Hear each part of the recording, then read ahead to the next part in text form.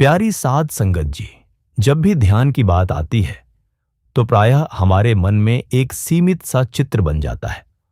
हम सोचते हैं कि ध्यान केवल वही समय है जब हम एक कमरे में बैठकर आंखें बंद कर लेते हैं, सुमिरन करते हैं और फिर उठकर अपने रोजमर्रा के कामों में लग जाते हैं। लेकिन संत महात्मा बताते हैं कि ध्यान केवल बैठने का अभ्यास नहीं है, बल्कि जीने का ढंग है। ध्यान एक ऐसी अवस्था है जो हमारे पूरे जीवन को प्रभावित करती है, हमारे सोचने, बोलने, काम करने और दूसरों से व्यवहार करने के तरीके को धीरे धीरे बदल देती है। संत कहते हैं कि यदि ध्यान केवल कुछ घंटों तक सीमित रह जाए और बाकी दिन हमारा जीवन वैसा ही चलता रहे जैसा पहले चलता था, तो वह ध्यान अधूरा है। सच्चा ध्यान वह है जो हमारे पूरे दिन के व्यवहार में झलकने लगे। जब हमारी दिनचर्या, हमारे निर्णय, हमारी प्राथमिकताएं सब कुछ उस वातावरण से प्रभावित होने लगें जो ध्यान से बनता है, तब ध्यान वास्तव में जीवन बन जाता है। महाराज चरण सिंह फरमाते हैं कि ध्यान का प्रभाव हमारे हर कर्म में दिखाई देना चाहिए। जो वातावरण हम ध्यान के समय बनाते हैं, वही वातावरण हमें पूरे दिन जीना है। हमारा हर काम अगले ध्यान की तैयारी होना चाहिए। जब ऐसा होता है, तब ध्यान और जीवन अलग अलग नहीं रहते, बल्कि एक दूसरे में घुल जाते हैं। धीरे धीरे साधक अनुभव करता है कि उसके भीतर परिवर्तन हो रहा है। क्रोध की जगह शांति आने लगती है, लालच की जगह संतोष बसने लगता है, अहंकार की जगह नम्रता और करुणा जन्म लेने लगती है। यह परिवर्तन कोई बनावटी प्रयास से नहीं आता, बल्कि ध्यान के स्वाभाविक प्रभाव से होता है। जैसे जैसे भीतर की अशांति शांत होती है, वैसे वैसे बाहर का जीवन भी सरल, संतुलित और प्रेमपूर्ण बनता चला जाता है। ध्यान हमें अधिक सजग बनाता है। हम जो भी करते हैं उसमें पूरी तरह उपस्थित रहने लगते हैं। हमारा मन इधर उधर भटकने के बजाय उस कार्य में टिकने लगता है जो हम उस समय कर रहे होते हैं। इससे न केवल हमारा कार्य बेहतर होता है, बल्कि हमारे भीतर एक स्थिरता और संतुलन भी पैदा होता है। हम कम थकते हैं, कम उलझते हैं और अधिक प्रभावी बनते हैं। शुरुआत में ध्यान और दैनिक जीवन अलग अलग प्रतीत होते हैं। जैसे एक ही घर में रहने वाले दो लोग जो आपस में बात नहीं करते। ध्यान सुबह शाम का काम बन जाता है और जीवन बाकी समय का। लेकिन समय के साथ यदि साधक धैर्य रखे तो यह दूरी मिटने लगती है। ध्यान जीवन में उतरने लगता है और जीवन ध्यान को सहारा देने लगता है। दोनों एक दूसरे के पूरक बन जाते हैं। ध्यान हमें वर्तमान में रहना सिखाता है। हम में से अधिकांश लोग या तो अतीत में जीते रहते हैं या भविष्य में, या तो बीती बातों का पछतावा या आने वाली बातों की चिंता। हम जिस क्षण में होते हैं उसमें शायद ही कभी पूरी तरह होते हैं। शरीर कहीं होता है, मन कहीं और। यही बिखराव हमारे दुख का कारण है। संत बताते हैं कि यह बिखराव ही हमारी सबसे बड़ी समस्या है। हम जो कहते हैं वह करते नहीं, जो करना चाहते हैं वह करते नहीं। हम एक जगह होते हैं और चाहते कहीं और हैं। इसीलिए ध्यान हमें कठिन और उबाऊ लगता है, क्योंकि हम ध्यान में भी पूरी तरह उपस्थित नहीं होते। ध्यान इस बिखराव को जोड़ने की प्रक्रिया है। यह हमें एक करता है, भीतर भी और बाहर भी। जब हम ध्यान में बैठते हैं तो हमें सिखाया जाता है कि अपना ध्यान वर्तमान क्षण में टिकाओ। जो अभी है उसी में रहो। यही अभ्यास धीरे धीरे पूरे दिन में फैलने लगता है। बुद्ध ने एक बार बिना कुछ बोले केवल एक फूल उठाकर संगत के सामने रखा। हजारों लोग बैठे थे, लेकिन केवल एक व्यक्ति उस मौन शिक्षा को समझ पाया। उस क्षण में पूरी तरह उपस्थित होना ही वह शिक्षा थी। शब्दों के बिना दिया गया वह उपदेश यही कह रहा था कि यही क्षण सब कुछ है। हमारा दुख इसलिए है क्योंकि हम इस क्षण में नहीं रहते। हम बीते हुए कल को पकड़कर बैठे रहते हैं या आने वाले कल की कल्पनाओं में खोए रहते हैं। लेकिन संत कहते हैं कि जो कुछ भी होता है वह हमेशा अभी होता है। न कल में कुछ होता है, न कल में। सब कुछ इसी क्षण में घटित होता है। यदि हम इस क्षण उसको शांति से स्वीकार भाव से जीना सीख लें तो हमारे बहुत से दुख अपने आप समाप्त हो जाएं। ध्यान हमें यही सिखाता है। जब हम सुमिरन करते हैं तो हम अपने मन को अभी मिलाते हैं। नाम का सहारा हमें वर्तमान में टिकाए रखता है। जब हमारा ध्यान वर्तमान में होता है तो अहंकार कमजोर पड़ने लगता है। अहंकार अतीत और भविष्य में जीता है। वह स्मृतियों और कल्पनाओं से पोषित होता है। जैसे जैसे हम अभी में टिकते जाते हैं वैसे वैसे अहंकार की पकड़ ढीली होती जाती है और उसके साथ साथ हमारी बेचैनी भी कम होने लगती है। ध्यान केवल भीतर की यात्रा नहीं है, बल्कि यह हमारे बाहरी जीवन को भी रूपांतरित करता है। हम दूसरों के प्रति अधिक सहनशील, अधिक दयालु और अधिक समझदार बनते हैं। हम प्रतिक्रिया देने के बजाय उत्तर देना सीखते हैं। यह परिवर्तन किसी नियम या अनुशासन से नहीं आता, बल्कि भीतर की शांति से आता है। संत कहते हैं कि जब हम ध्यान के वातावरण में जीने लगते हैं तो हमारी प्राथमिकताएं अपने आप बदल जाती हैं। जिन बातों को हम पहले बहुत महत्वपूर्ण समझते थे वे धीरे धीरे अपना महत्व खो देती हैं, और जो बातें पहले गौण थीं, जैसे शांति, प्रेम, संतोष, वे जीवन का केंद्र बन जाती हैं। यह परिवर्तन धीरे धीरे होता है। इसमें धैर्य चाहिए, लेकिन जो साधक निरंतरता बनाए रखता है वह अवश्य अनुभव करता है कि ध्यान उसका जीवन बन रहा है। भाग 1 में यह समझने का प्रयास किया गया था कि ध्यान केवल बैठने की क्रिया नहीं है, बल्कि ऐसा जीवन है जिसमें हर क्षण एक साधना बन जाता है। अब इस भाग में उस शिक्षा पर गहराई से विचार किया जाए जो ध्यान हमें मौन रूप से देता है। वर्तमान में जीना। संत महात्मा बार बार इस सत्य की ओर ध्यान दिलाते हैं कि जीवन कहीं और नहीं, बल्कि इसी क्षण में घटित हो रहा है। फिर भी मन की आदत है कि वह इस क्षण से भागता रहता है। मन कभी अतीत में उलझा रहता है, कभी भविष्य की योजनाओं में खोया रहता है। बीती बातों का पछतावा, कहीं अनकहीं इच्छाओं की कसक और आने वाले समय की चिंता, इन्हीं से मन अपनी पहचान बनाता है। इसी कारण मन को शांति नहीं मिलती। ध्यान का अभ्यास हमें धीरे धीरे इस आदत से बाहर निकालता है। ध्यान हमें सिखाता है कि जो क्षण हमारे हाथ में है वही सबसे मूल्यवान है।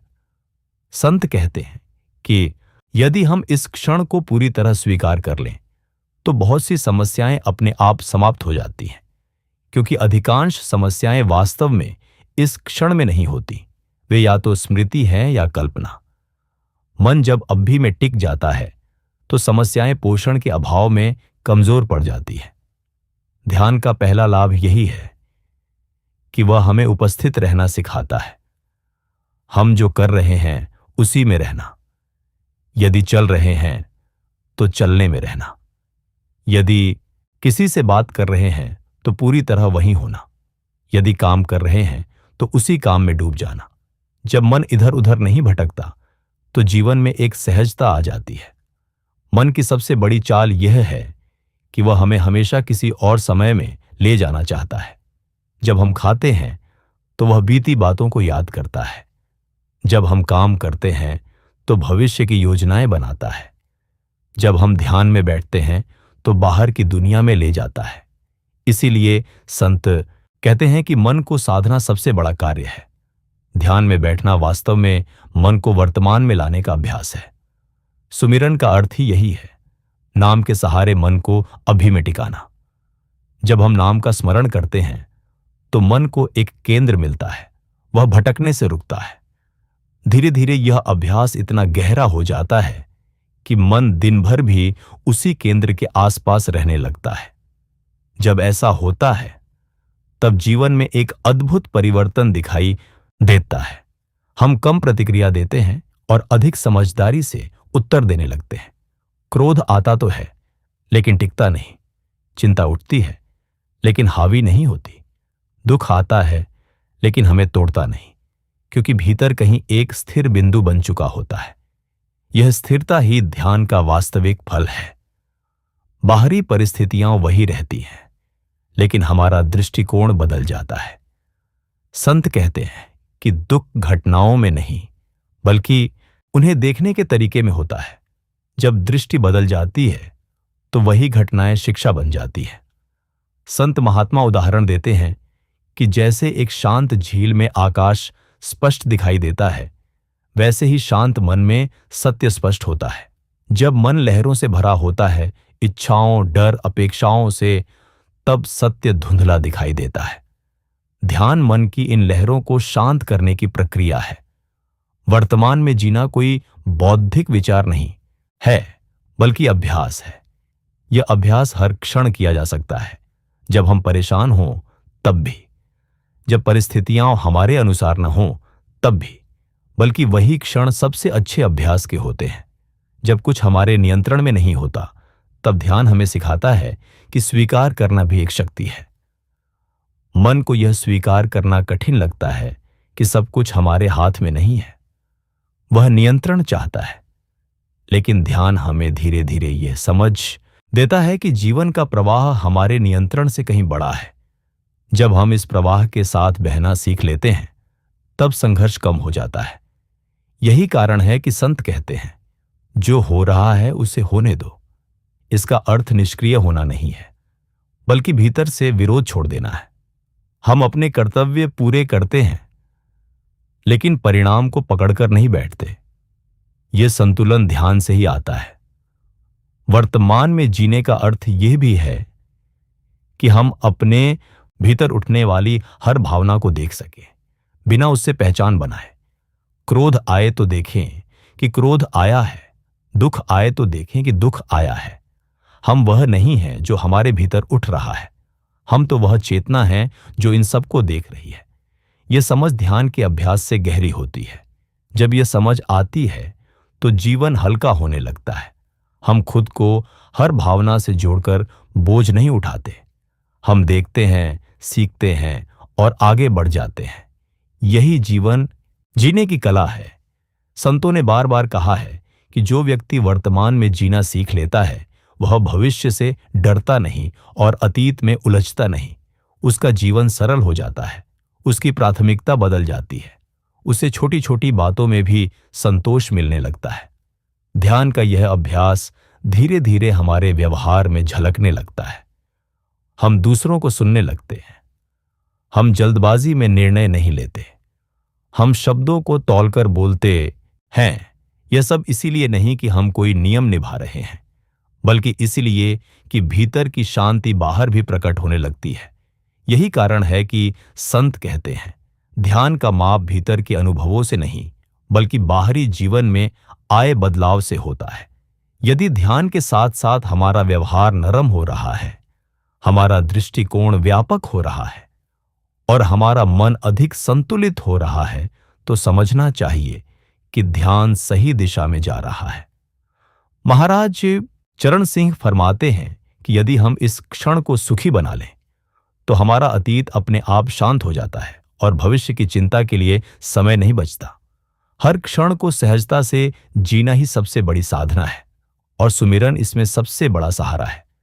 जब हम सुमिरन को केवल बैठने तक सीमित न रखकर दिन भर साथ रखते हैं, तब मन को एक नई आदत लग जाती है। वह बार बार उसी ओर लौटने लगता है। धीरे धीरे यह स्मरण हमारे जीवन की पृष्ठभूमि बन जाता है। काम चलता रहता है, जिम्मेदारियां निभती रहती हैं, लेकिन भीतर एक शांति बनी रहती है। अब तक के विचारों में यह स्पष्ट होता गया है कि ध्यान कोई अलग थलग क्रिया नहीं, बल्कि जीवन का केंद्र है। जब ध्यान जीवन में उतरता है, तब केवल हमारी सोच नहीं बदलती, बल्कि हमारे अनुभव का स्तर ही बदल जाता है। इसी परिवर्तन का सबसे मधुर रूप है ध्यान का आनंद। यह आनंद किसी बाहरी परिस्थिति पर निर्भर नहीं करता। यह न तो उपलब्धियों से आता है, न प्रशंसा से, न सुविधा से। यह वह आनंद है जो भीतर से उपजता है, शांति से जन्म लेता है और स्थिरता में खिलता है। हम जिस सुख की खोज बाहर करते रहते हैं, वह क्षणिक होता है। कुछ समय के लिए अच्छा लगता है, फिर समाप्त हो जाता है और उसके बाद खालीपन छोड़ जाता है। फिर मन किसी नए साधन की खोज में लग जाता है। यही चक्र चलता रहता है। ध्यान इस चक्र को तोड़ता है, क्योंकि यह मन को उस स्रोत से जोड़ता है जहां से स्थायी तृप्ति आती है। संत बताते हैं कि जब मन पहली बार भीतर की शांति का स्वाद चखता है, तब वह स्वयं ही बाहर की भागदौड़ से हटने लगता है। यह किसी जबरदस्ती का परिणाम नहीं होता। जैसे कोई व्यक्ति शुद्ध जल का स्वाद चख ले तो वह गंदे पानी की ओर आकर्षित नहीं होता, वैसे ही ध्यान का आनंद मन की प्राथमिकताओं को बदल देता है। ध्यान के प्रारंभिक चरणों में यह आनंद बहुत सूक्ष्म होता है। कभी कभी ध्यान के बाद हल्कापन महसूस होता है, कभी मन थोड़ी देर शांत रहता है, कभी भीतर एक कोमल सी प्रसन्नता रहती है। यह सब उसी आनंद के संकेत हैं। इन्हें पकड़ने या दोहराने की कोशिश नहीं करनी चाहिए। संत कहते हैं कि अनुभवों के पीछे भागना भी मन की ही चाल है। हमें केवल अभ्यास करते रहना है। जैसे जैसे अभ्यास गहराता है, वैसे वैसे यह आनंद स्थायी रूप लेने लगता है। फिर वह केवल ध्यान के समय तक सीमित नहीं रहता, वह हमारे दैनिक जीवन में भी झलकने लगता है। छोटी छोटी बातों में संतोष मिलने लगता है, बिना किसी कारण के भी मन शांत रहने लगता है। यही ध्यान का वास्तविक फल है। ध्यान का आनंद भावनात्मक उतार चढ़ाव से परे होता है। यह खुशी और दुख के बीच डगमगाता नहीं। यह एक गहरी तृप्ति है जो परिस्थितियों से प्रभावित नहीं होती। बाहर कुछ भी हो रहा हो, भीतर एक स्थिरता बनी रहती है। यही वह अवस्था है जिसकी ओर संत मार्गदर्शन करते हैं। महाराज चरण सिंह समझाते हैं कि ध्यान का सुख इंद्रियों के सुख से बिल्कुल भिन्न है। इंद्रियों का सुख थका देता है, जबकि ध्यान का आनंद विश्राम देता है। इंद्रियों का सुख और अधिक चाह पैदा करता है, जबकि ध्यान का आनंद तृप्ति देता है। इसी कारण संत कहते हैं कि एक बार जिसने भीतर का स्वाद छक लिया, वह संसार के आकर्षणों से धीरे धीरे विरक्त होने लगता है। यह विरक्ति उदासी नहीं लाती, इसके विपरीत जीवन और भी जीवंत हो जाता है। हम संसार में रहते हुए भी संसार के बोझ से मुक्त होने लगते हैं। जिम्मेदारियां रहती हैं, संबंध रहते हैं, काम रहते हैं, लेकिन भीतर एक दूरी बन जाती है। यह दूरी उदासीनता नहीं, बल्कि संतुलन है। ध्यान का आनंद हमें वर्तमान में टिकाए रखता है।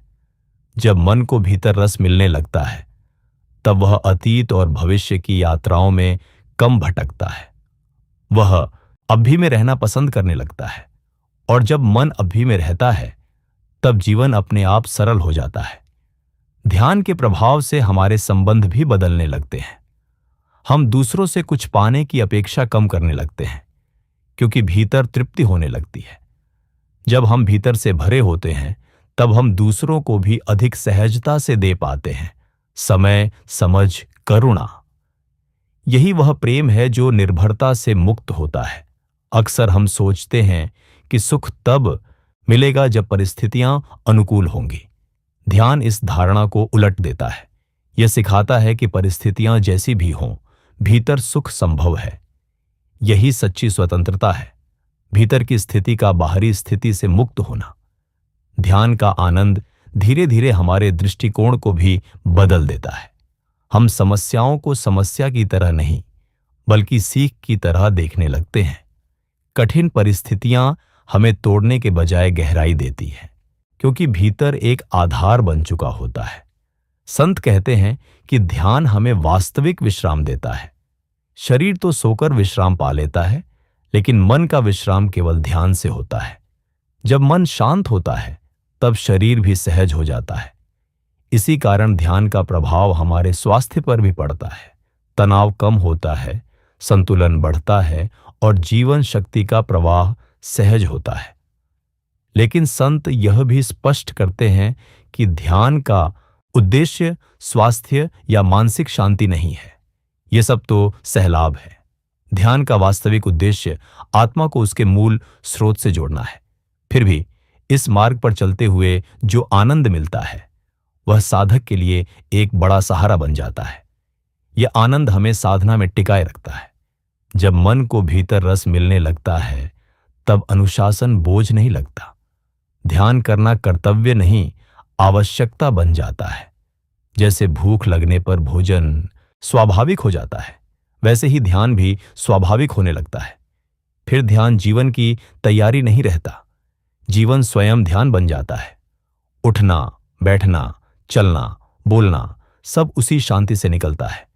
यही वह अवस्था है जहां साधक और साधना अलग नहीं रहते। ध्यान का आनंद हमें मृत्यु के विचार से भी भयमुक्त करता है, क्योंकि जो व्यक्ति भीतर के जीवन से परिचित हो जाता है वह बाहरी जीवन के छूटने से डरता नहीं। भीतर का अनुभव यह विश्वास देता है कि जीवन शरीर से बड़ा है। धीरे धीरे यह समझ पक्की होती जाती है कि वास्तविक सुख बाहर नहीं, भीतर है, और यह समझ किसी विचार से नहीं, अनुभव से आती है। यही ध्यान का वरदान है। अब तक के सभी भागों में यह स्पष्ट होता चला आया है कि ध्यान केवल शांति पाने का साधन नहीं है, बल्कि यह जीवन की सबसे बड़ी तैयारी है। यह तैयारी केवल अच्छे दिनों के लिए नहीं, बल्कि उस अंतिम क्षण के लिए भी है जिसे हम मृत्यु कहते हैं। संत महात्मा बताते हैं कि ध्यान का वास्तविक उद्देश्य देह छोड़ने की कला सिखाना है। जो व्यक्ति जीवन भर इस कला का अभ्यास करता है उसके लिए मृत्यु कोई अजनबी अनुभव नहीं रहती। हम सब जीवन भर मृत्यु से दूर भागते रहते हैं, उसके नाम से भी डरते हैं। लेकिन संत कहते हैं कि जो सत्य से भागता है वही भयभीत रहता है। मृत्यु कोई दुर्घटना नहीं है, यह जीवन की पूर्णता है।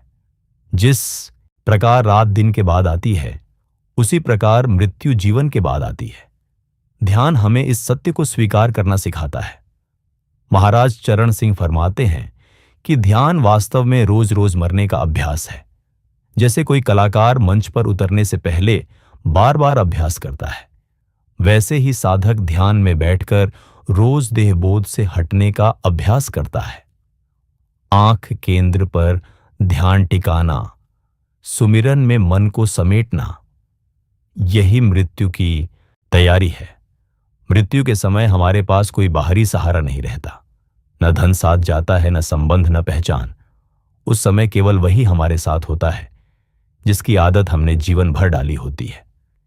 यदि मन जीवन भर विषयों में भटकता रहा तो मृत्यु के समय भी वहीं भागेगा। यदि मन जीवन भर नाम में ठहरा तो अंतिम क्षण में भी उसी की ओर मुड़ेगा। संत कहते हैं कि मृत्यु के समय मन जिस अवस्था में होता है वही उसकी अगली दिशा तय करती है। यह कोई दंड या पुरस्कार नहीं, बल्कि स्वाभाविक नियम है। जैसा बीज बोया जाता है वैसा ही फल मिलता है। इसी सत्य को गीता में भी कहा गया है। भगवद गीता में कहा गया है कि मनुष्य जीवन के अंतिम क्षण में जिस भाव में होता है उसी अवस्था को प्राप्त होता है। इसीलिए ध्यान का अभ्यास केवल आज की शांति के लिए नहीं, बल्कि उस अंतिम घड़ी के लिए है। यदि हमने अभी से मन को आंख केंद्र पर टिकाने की आदत डाल ली तो मृत्यु के समय यह स्वाभाविक हो जाएगा। तब मृत्यु भयावह नहीं रहेगी, वह एक ज्ञात यात्रा बन जाएगी। संत समझाते हैं कि मृत्यु वास्तव में एक ही क्षण में सब कुछ छीन लेती है, घर, परिवार, देह, संसार। जो व्यक्ति जीवन भर इनसे चिपका रहा उसके लिए वह क्षण अत्यंत पीड़ादायक होगा। लेकिन जिसने भीतर का सहारा खोज लिया उसके लिए वह क्षण मुक्ति का द्वार बन जाएगा।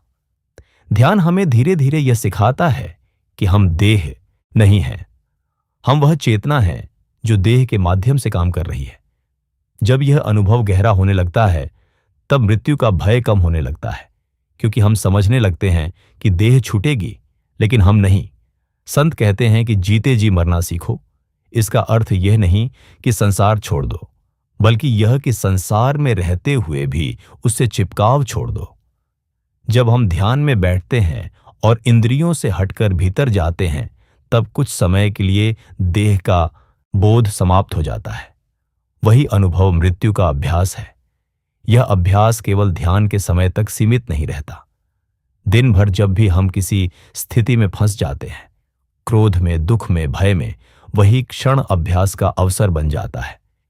यदि उन क्षणों में हम सुमिरन को पकड़ लें तो हम देह मन की पकड़ से थोड़ा सा मुक्त हो जाते हैं। मृत्यु की तैयारी का अर्थ यह भी है कि हम जीवन को हल्केपन से जीना सीख लें।